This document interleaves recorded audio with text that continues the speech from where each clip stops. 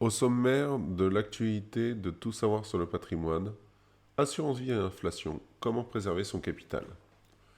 Avec plus de 1 850 milliards d'euros d'encours sous gestion à fin 2021, l'assurance vie reste le placement préféré des Français.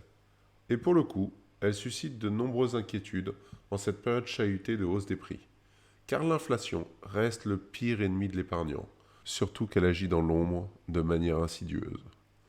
Avec comme double effet pervers la diminution du pouvoir d'achat des ménages ainsi que de la valeur de leur épargne. Mais existe-t-il un moyen de lutter contre ces effets? La bonne nouvelle serait de trouver un moyen pour que l'assurance vie et inflation fassent bon ménage. Qu'est-ce que l'inflation? L'inflation correspond à une augmentation des prix et des services. Cette augmentation peut être passagère ou durable en fonction de sa nature. L'inflation est dite conjoncturelle lorsqu'elle est provoquée par une surchauffe du cycle économique, d'un événement géopolitique ou d'une catastrophe climatique. Elle devient structurelle dès qu'elle s'installe dans le temps, notamment lors d'une hausse généralisée des salaires. Par conséquent, l'inflation érode la valeur de la monnaie, puisqu'avec 1 euro, il est possible d'acheter moins de biens et services que précédemment. Alors, on comprend que ce mécanisme peut s'auto-alimenter.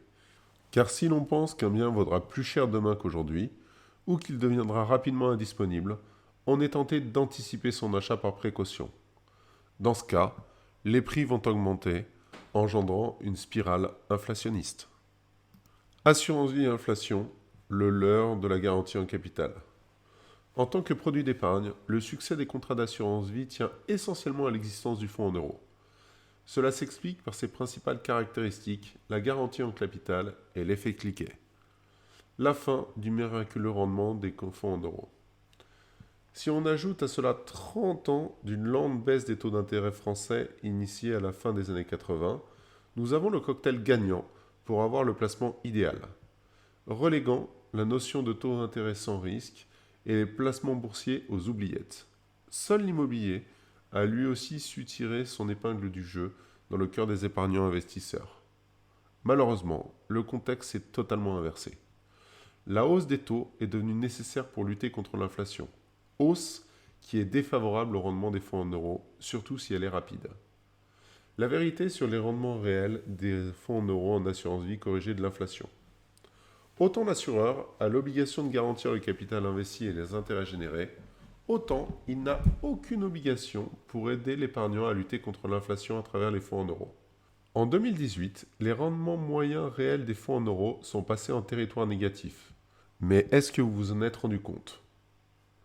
Malgré le sursaut de 2020, la situation a empiré en 2021. Et je ne vous parle même pas de 2022 qui s'annonce comme un cru désastreux en termes de performance. Désormais, la garantie en capital a un prix. En plus du risque de blocage de son capital avec la loi Sapin 2. Assurance vie inflation, les nouvelles solutions. L'enjeu est grand pour les assureurs pour continuer à faire croître les encours en assurance vie. Car si les quelques rabotages fiscaux ont eu un effet mineur sur la collecte, la perspective de perte financière pourrait émettre un coup d'arrêt.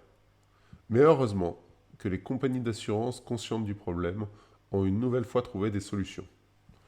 Diversifier par le biais des unités de compte.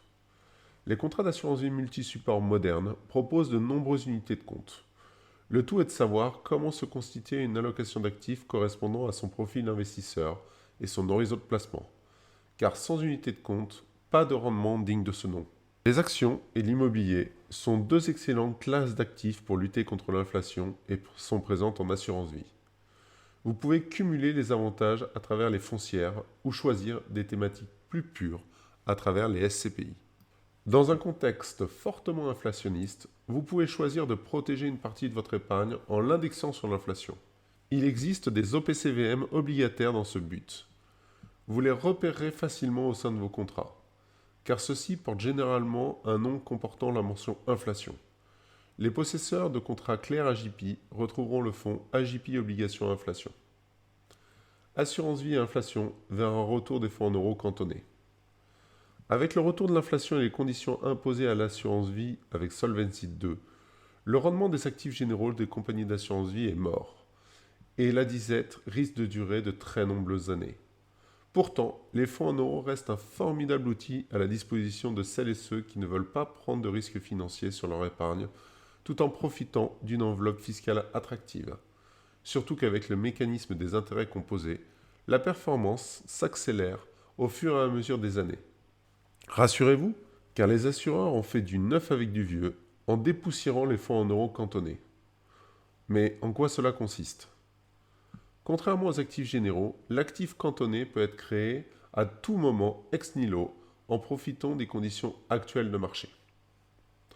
Les fonds euro-croissance pour une meilleure rentabilité. Descendant des fonds en euros diversifiés, les fonds euro-croissance sont une excellente alternative en assurance vie pour lutter contre l'inflation. Produit hybride, vous profiterez d'un mécanisme de double garantie en capital. La première est une garantie en capital à tout moment, tout comme son cousin le fonds en euros traditionnel. À deux grandes différences près. Cette garantie ne s'applique que sur le capital. Ce type de fonds ne dégage pas d'intérêt annuel. Mais surtout, cette garantie n'est pas totale.